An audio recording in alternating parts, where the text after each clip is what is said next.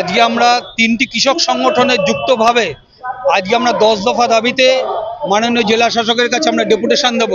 আজকে কৃষি ও কৃষক বাঁচাও কমিটি, কৃষক ঐক্য মঞ্চ এবং অল ইন্ডিয়া কিষাণ ও ক্ষেত মজদুর সংগঠন, তিনটি সংগঠনের পক্ষ থেকে আজকে আমরা ডিএমের কাছে ডেপুটেশন দিচ্ছি। এবং তার আগে কার্জন গেটে আমাদের বিক্ষোভ সভা হচ্ছে।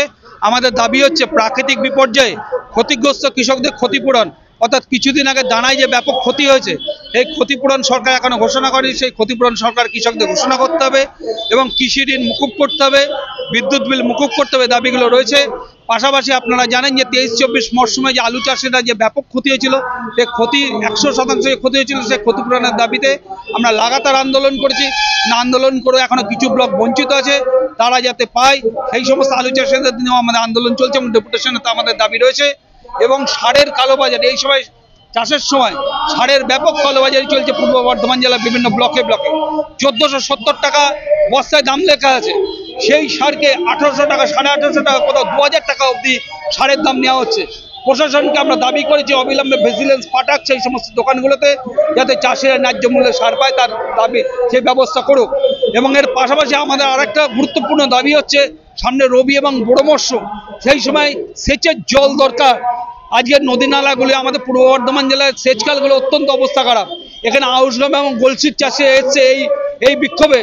তাদের দাবি হচ্ছে, তারা দীর্ঘদিন ধরে দাবি করছে যে গত বছর তারা জল পায়নি, চাষের সময় জল পায়নি, বড় এবং রবি বর্ষ এবছর যাতে জল পায় সে দাবি আমরা মাননীয় জেলা শাসকের কাছে রেখেছি।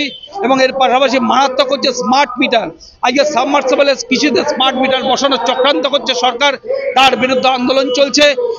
এবং এই সামনে চাষে বড় মরশুমে সমস্ত সাবমার্সিবলকে বিচ্ছিন্ন করা হবে, এর বিরুদ্ধে লাগাতার আন্দোলন চলছে। 10 দফা দাবিতে আমরা এই ডেপুটেশন দেব এবং এই ডেপুটেশন কর্মসূচিতে যদি দাবি আমাদের না মানা হয় আগামী দিন আরো বৃহত্তর আন্দোলন হবে ব্লকে ব্লকে এবং জেলায়। এবং আগামী ডিসেম্বর মাসের শেষে আমরা এইখানে পূর্ব বর্ধমান জেলায় ব্যাপক কৃষকদের জমায়েত করে আমরা এখানে বিক্ষোভ কর্মসূচি করব বর্ধমানে।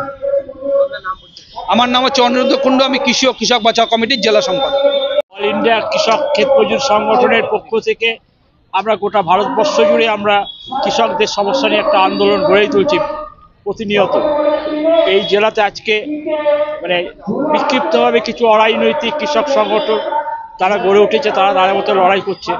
আমরা চাই যে কৃষকদের একটা বৃহত্তর ঐক্য গড়ে উঠুক, কৃষকদের বৃহত্তর ঐক্য, ফলে সমস্ত অরাজনৈতিক যে কৃষক সংগঠন আছে তাদেরকে নিয়ে সম্মিলিতভাবে একটা ঐক্যবদ্ধ প্ল্যাটফর্ম গড়ে তুলে তার ভারতবর্ষে যে আন্দোলন গড়ে তুলছে আমরা তার পরিপূরক একটা আন্দোলন গড়ে তুলতে চাইছি পূর্ব বর্ধমান জেলায়।